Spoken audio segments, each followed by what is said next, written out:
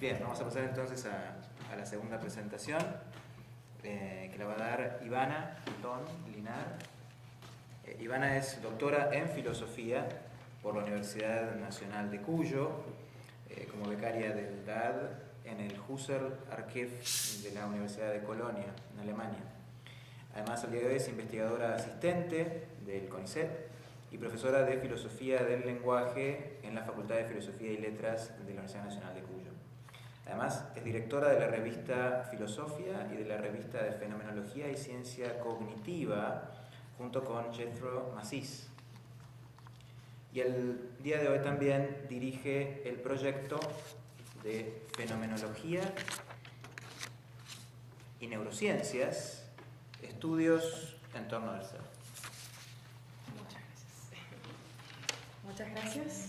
Nuevamente agradecer no solo a los organizadores, sino también a los participantes por sus preguntas y diálogo activo que enriquece tanto el trabajo, ¿no? Bueno, la consigna ya se presentó y en realidad apuntaba sobre todo a hacer una especie de, según se nos plantea, no hacer una especie de raconto o de relato de la propia experiencia en el trabajo interdisciplinario.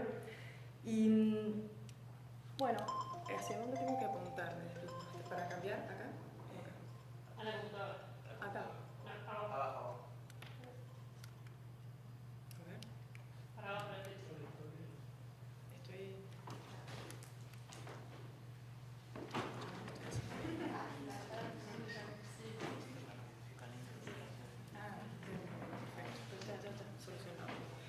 Bueno, muy bien. Entonces, antes que nada, presentar alguna consideración de lo que supone la empresa filosófica, ¿no? Para luego hacer el contraste o la posible interdisciplinariedad, ¿no? La empresa filosófica y bueno, en consecuencia, todo conocimiento filosófico de la persona y del mundo, no es en cuanto tal una disciplina empírica, sino especulativa. Y esto supone una mirada propia que hemos ido descubriendo, cuyos rasgos generales podrían presentarse o resumirse de la siguiente manera, ¿no? Una captación y comprensión de sentidos en una dimensión intelectiva y personal, y en la que prima especialmente el todo y las estructuras universales por encima de las partes, los momentos, los elementos, la disociación. Y esto no significa que una dimensión experimental o impersonal, como también de partes o de aspectos que parecen en principio excluidas por este planteo, esté precisamente excluida, sino todo lo contrario, aunque con la conciencia de que todo análisis, todo desmembramiento, toda consideración de partes o de momentos supone estructuras invariables, una dimensión personal, un todo significativo, como principio y fin. Son todas ideas que han ido surgiendo a lo largo de las distintas exposiciones. Y precisamente estas estructuras universales se presentan como una condición de posibilidad de la comprensión y definición, incluso de la condición de parte, de momento, de subsentidos, etcétera, etcétera, ¿no? Entonces, en esto es importante constatar que la ciencia empírica aristotélica es filosófica, haciendo una mirada retrospectiva, o en otras palabras, las principales tesis y conceptos filosóficos fundamentales de Aristóteles, por ejemplo, la teleología, la naturaleza, el alma, son empíricos en el sentido de que tienen su origen y fundamento en la experiencia y no a priori y luego impuestos o aplicados a la naturaleza experimental. Es decir, que han surgido a partir de la experiencia experimental, precisamente. En otras palabras, podríamos decir que,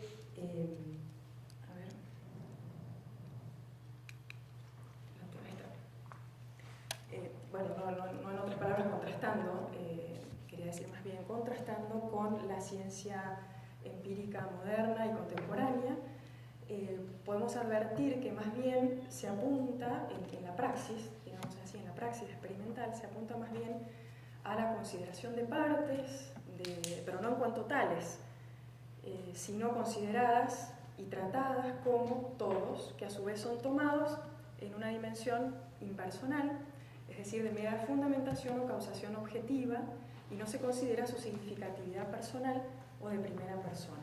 Entonces se produce aquí un desfasaje en la comprensión y la descripción de aquello de lo que se trata en cada caso, es decir, se habla de cosas distintas, y esa es lo que produce precisamente la dificultad en la comprensión o la interdisciplinariedad tanto conceptual como real de praxis. En palabras, traigo a colación una cita de Aristóteles, para muchos quizás muy conocida, del Tratado acerca del alma, en la que dice: el físico, refiriéndose aquí en este contexto podemos entender el científico, y el dialéctico, refiriéndose al filósofo, definirían de diferente manera cada una de estas afecciones. Por ejemplo, que es la ira. El último hablaría del deseo de venganza o de algo por el estilo, mientras que el otro hablaría de la ebullición de la sangre o del elemento caliente alrededor del corazón. ¿Qué pasa pues con cada uno de ellos? Dice Aristóteles, que no hay nadie que se ocupe de las afecciones que son inseparables de la materia, abstrayéndolas de esta. Es más bien el físico, el científico en este caso, quien se ocupa de todas aquellas afecciones y acciones que corresponden a tal tipo de cuerpo y a tal tipo de materia.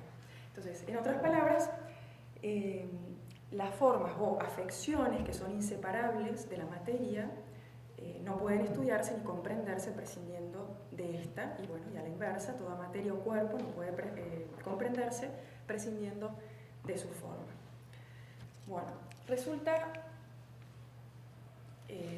claro que con esto en absoluto se pretende o se propone asimilar la ciencia empírica a la filosofía o la filosofía a la ciencia empírica. No se trata de hacer como una reducción ad unum, asimilarlas. La filosofía no es simplemente una disciplina que contribuye o argumenta acerca del ámbito del conocimiento científico, sino que investiga la base de este conocimiento, indaga cómo es posible. Pero a su vez cada saber posee su propia mirada sobre lo mismo. El desafío consiste en identificar eso mismo común a lo que se dirigen ambas miradas, ya que a su vez aquello de lo que se trata en cada caso posee su propio modo de darse según su condición. Y aquí podríamos decir, en un sentido metafórico o de pars pro toto, que si yo intento, por ejemplo, conocer lo que tengo delante, una rosa, podría decir que podría mirarla, olerla, tocarla, más allá de que la diferenciación de sentidos y esto que se acaba es decir, el ejemplo apunta a otra cosa, ahora lo vamos a ver, más allá de la distinción de 5 o 20 y tantos sentidos. Yo podría entonces leer además una bella poesía acerca de la rosa para saber algo de ella, pero no podría escucharla. Es decir, cada ser, ente, objeto, cosa tiene su propio modo de manifestarse. Otro tanto, si quiero enterarme de lo que es una melodía, una música, tendré que escuchar. Si yo quisiera verla o olerla, me quedaría absolutamente sin ella. Es decir, no es posible forzar lo que es a pasar por modos preestablecidos o ajenos de manifestación, de dación, que es un término propiamente fenomenológico también, ¿no? De manifestación, de dación.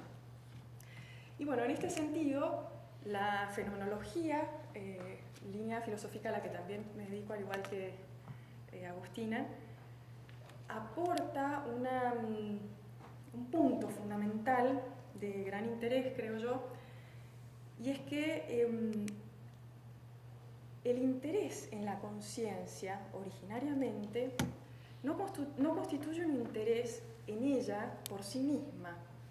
Es decir, se trata, o el interés originario que surge en la conciencia, y esa es la perspectiva precisamente, o el punto fundamental que rescata la fenomenología, la conciencia es nuestro único acceso al mundo, ella es reveladora del mundo.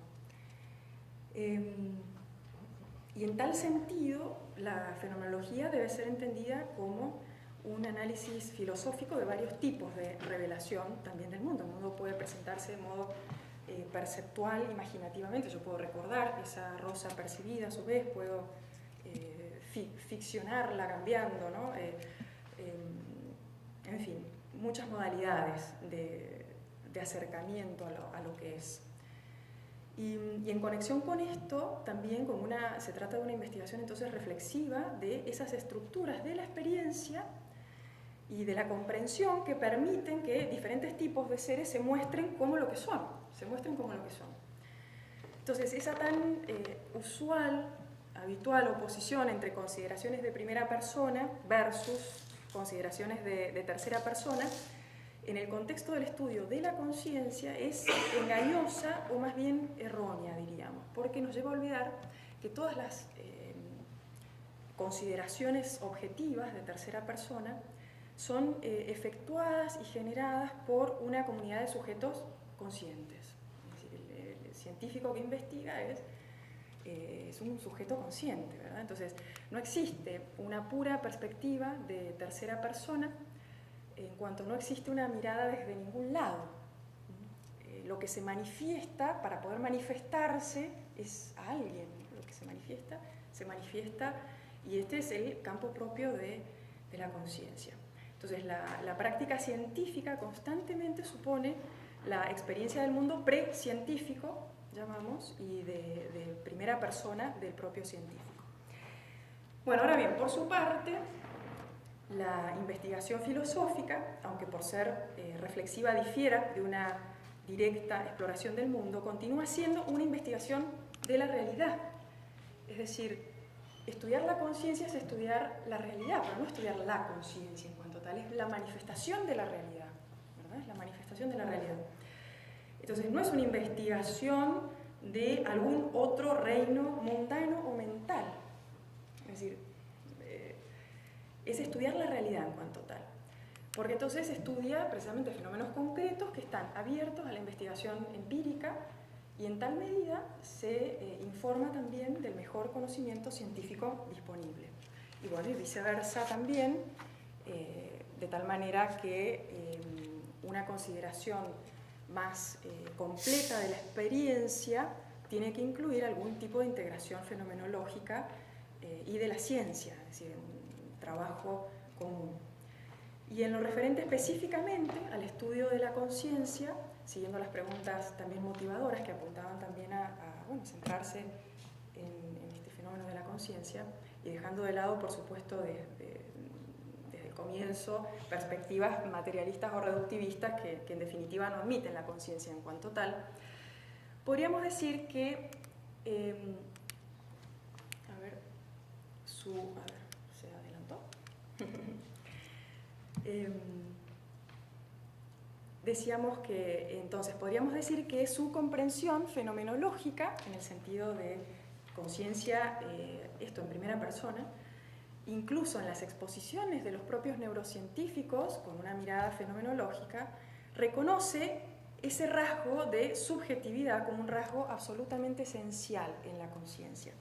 Y esto supone entonces que ninguna mirada fenomenológica, y en definitiva ninguna mirada que quisiera conocer y decir algo con sentido acerca de la conciencia, estaría comprometida, pero por una cuestión de principio, absolutamente, con una naturalización de la conciencia o de la intencionalidad en general, como reducción a mecanismos o procesos no intencionales. Ahora bien, por otro lado, se presenta como hay muchos autores, y me alineo de alguna manera en este modo de comprensión, y es que hay muchos autores que ven posible e indispensable la naturalización, pero entendida de la siguiente manera, es decir, como la posibilidad de un esclarecimiento del carácter fenomenal que caracteriza a la conciencia, a partir de descripciones de nivel personal que provienen de las disciplinas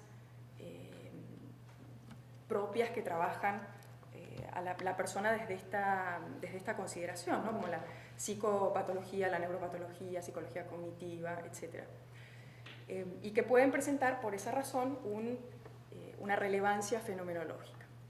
Entonces, de acuerdo con esto, se propone no solo que los análisis y las distinciones fenomenológicos pueden resultar de utilidad para las ciencias cognitivas, y en este sentido es llamativo recordar muchos análisis que hizo Husserl en lo que hace a, bueno, concepto de sinestesia, percepción del propio cuerpo, en relación con la intersubjetividad, el reconocimiento del otro. Había anticipado lo que luego en la neurociencia aparece como neurona espejo, es decir, que la identificación, reconocimiento del otro en cuanto otro y no objeto, es decir, en cuanto un otro yo, pasaba por, o tenía que ver con la percepción del movimiento, en primer lugar del movimiento propio y luego un movimiento semejante en un otro. Y esto a partir de un análisis fenomenológico, no experimental. Luego se advierte en la neurociencia este punto. Entonces decíamos, claro, que en este sentido se propone que no solo los análisis o aportes filosóficos fenomenológicos en este sentido, en este punto concreto, puedan resultar de utilidad para la ciencia cognitiva, sino que también la fenomenología como filosofía pueda beneficiarse de estudios o de aportes científicos, de trabajos científicos. Y uno entonces ahora se pregunta, y es la pregunta fundamental que nos convocaba a este panel, ¿en qué sentido? ¿En qué sentido? En concreto, y aquí ya me voy centrando más en lo que yo he ido trabajando, y es que el estudio de fenómenos patológicos podría servir no solo como una demostración de la relevancia de los análisis fenomenológicos de la subjetividad, que eso sería el aporte fenomenológico a la ciencia, sino que por sí mismo también puede enriquecer nuestra comprensión de la naturaleza de la conciencia en sentido filosófico. ¿Y de qué manera? Porque los fenómenos patológicos actúan como un recurso heurístico porque obligan a llevar el análisis a los límites de las posibilidades de un sentido determinado.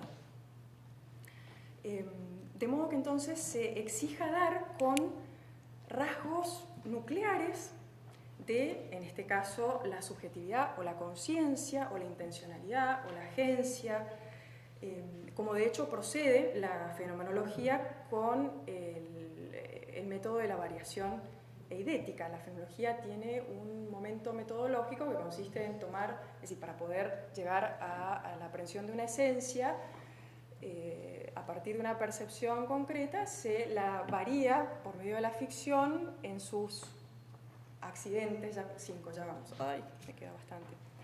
Bueno, en fin, tiene esta metodología también, de un modo trascendental, también procede la fenomenología con llevar al límite de la posibilidad del sentido de algo para poder dar, hasta qué punto puedo variarlo yo para darme cuenta de qué es lo esencial.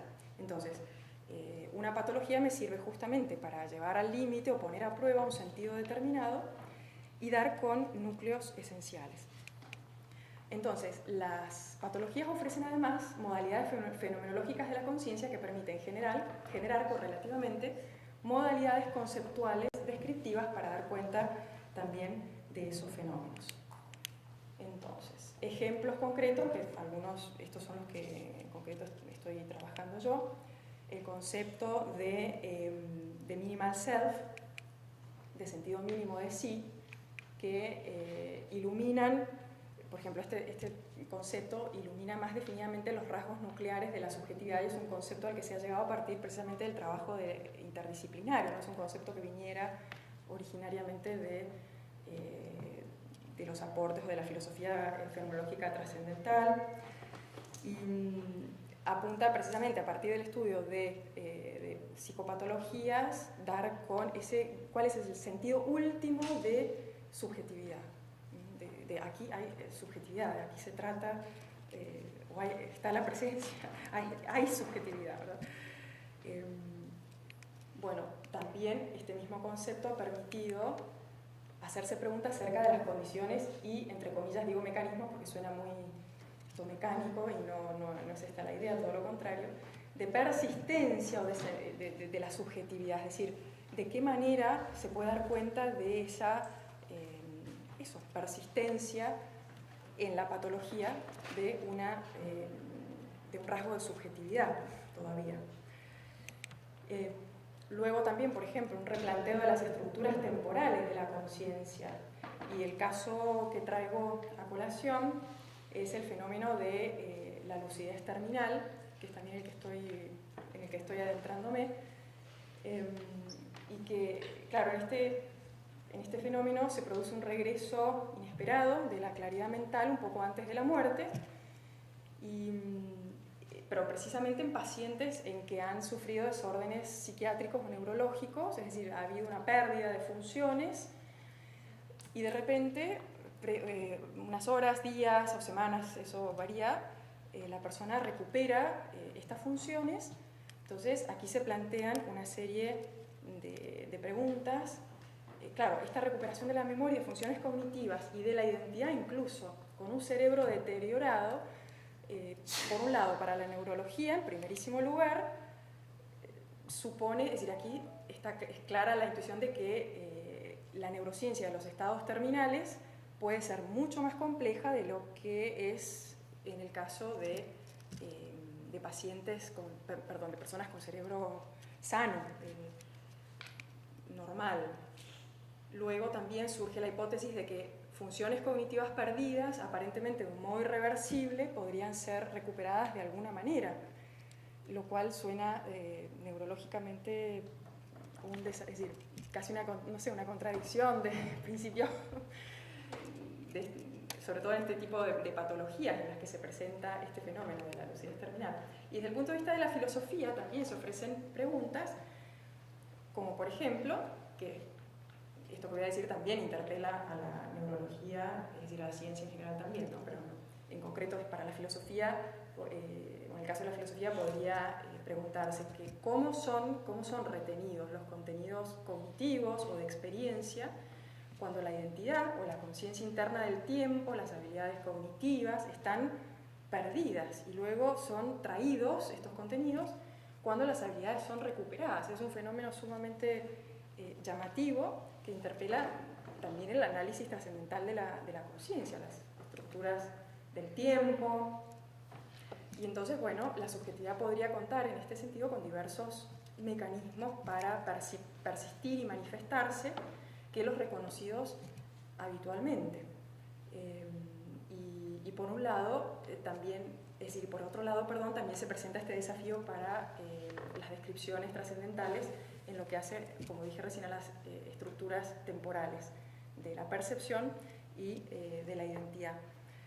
En fin, bueno, esto es más o menos lo que vengo trabajando y ya con esto terminé, me pasé el tiempo, bueno, un pequeño dibujo representativo por el que la ciencia y la tecnología emergen gracias a la conciencia y se alimentan a su vez y aportan, pero bueno, es solo simbólico, encontré por ahí, me pareció representativo.